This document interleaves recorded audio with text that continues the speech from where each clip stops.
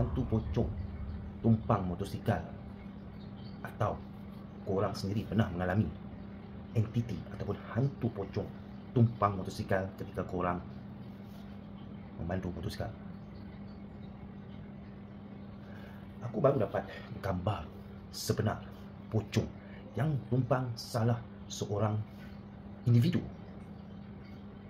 dan gambarnya telah dikongsikan kepada aku. So, korang nak tengok tak? Kalau nak tengok, tengok video ini sampai habis.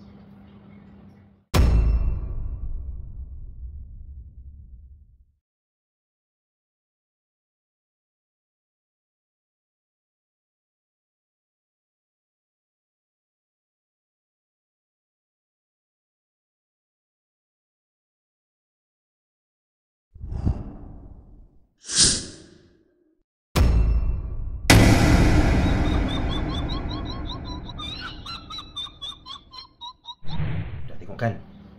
Hitam kan? Jelas kan? So, jangan lupa komen apa pendapat korang, dan jangan lupa follow, like and share, dan beritahu satu bel. Okay, jom kita rungkai lagi untuk episod seterusnya.